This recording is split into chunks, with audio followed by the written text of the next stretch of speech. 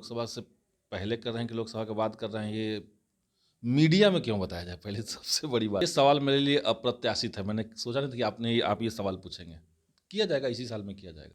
हम तो यही कहेंगे कि विनेबिलिटी को कोई रिस्क न लिया जाए, इस बार विनेबिलिटी को ही क्राइटेरिया रखा।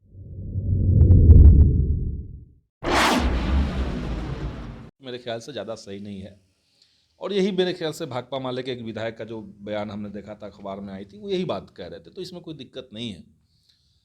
लेकिन हमें लगता है कि बहुत ही जल्दी और सकारात्मक तरीके से गठबंधन में सीट शेयरिंग का फॉर्मूला तय हो जाएगा।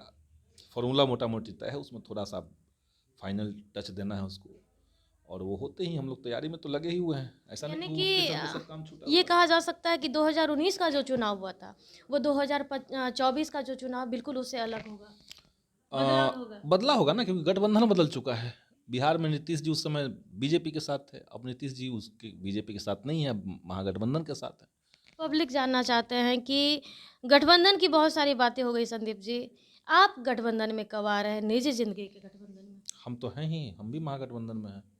नहीं नहीं, आप निजी जिंदगी के गठबंधन की हम आपकी बात कर रहे हैं कि लोग जानना चाह रहे हैं कि लोकसभा के चुनाव से पहले आप शादी कर रहे हैं या फिर नहीं?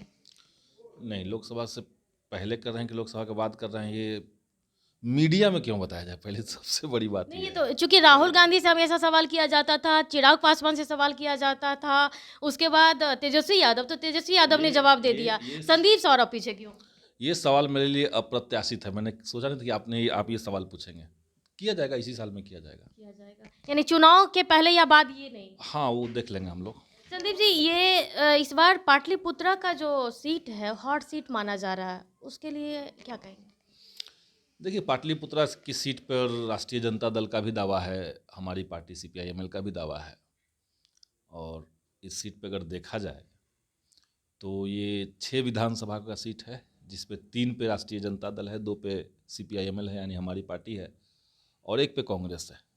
6 का 6 सीट यहाँ पे महागठबंधन का है। इसके बावजूद हम लोग लोकसभा लगातार 3 बार से हार रहे हैं, और जब से पाटलिपुत्रा सीट बनी है तब से हम लोग मतलब हारा जा रहा है। यहाँ पे बीजेपी जीत रही है तभी से, एक बार जदयू, 2 बार बीजेपी।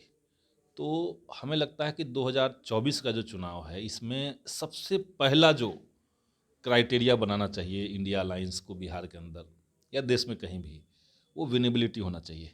कौन जीत सकता है, उसके आधार पर तय किया जाए। अगर राष्ट्रीय जनता दल या राष्ट्रीय जनता दल के जो भी उम्मीदवार हैं, अगर वो जीत सकते हैं, इसकी ज़्यादा गारंटी है, तो वो लड़ें।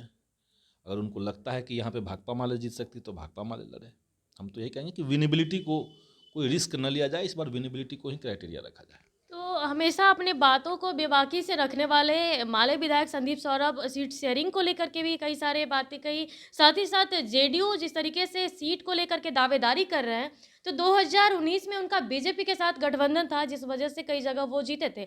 लेकिन इस बार उससे ठीक सीधा उलट परिणाम होने वाला, यानी कि 2024 में वो अब बीजेपी के गठबंधन में नहीं है।